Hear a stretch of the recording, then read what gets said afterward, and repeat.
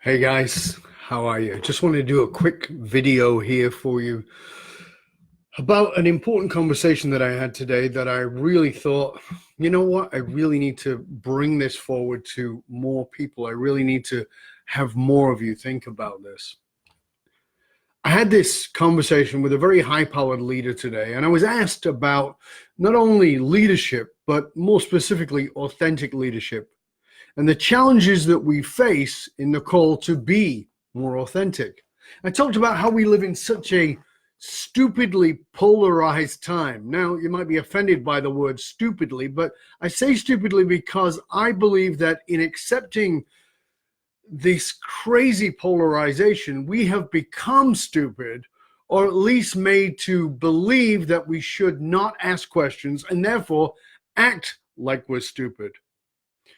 One of my quotes is, "We trade authenticity for approval, and all it costs us is our soul." We trade authenticity for approval, and all it costs us is our soul.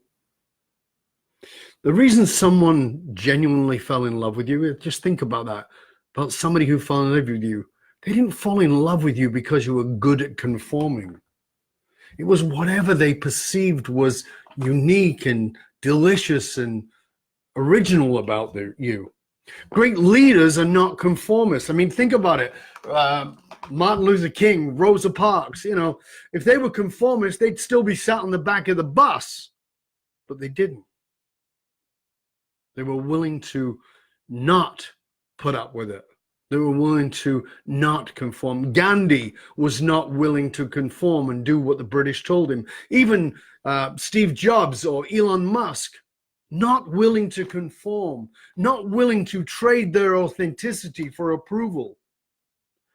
Today there may be an incredibly polarized environment where you feel like you have to pick one side or the other. It's either the Trump or the Bernie side, and that's not literal. It could be any version of polarization, but you might feel like you have to pick one side or the other. But let me remind you that some of the wealthiest cities in the world have hordes of homeless people huddled under bridges and such, just trying to survive another night. Capitalism in its present form has some major flaws. But also remember that the Soviet communists in China under Chairman Mao was about making sure that we were all the same. The result was not only national poverty and devastation, but also mass murder of their own people. Conforming in order to equalize will simply suffocate the individual spirit of who you are. You do not have to pick left or right, capitalism or socialism, or any other version of either or. You see, the truth is that when George Bush said you're either with us or you're against us, he was full of it. No, free speech in a democratic system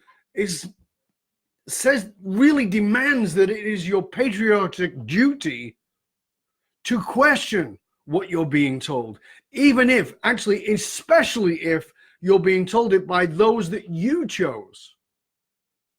What I suggest is that you look within and find your own moral compass. There you will find not only your ambition and your drive, but also your compassion and your humanity, and most of all, your individuality.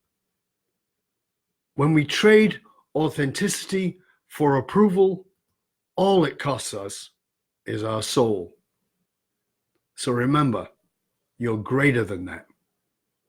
I'm Dov Barron. You can find out more about me at fullmontyleadership.com. I want to thank you for tuning in. Please share this with anybody you think who might find value from it. I'm out.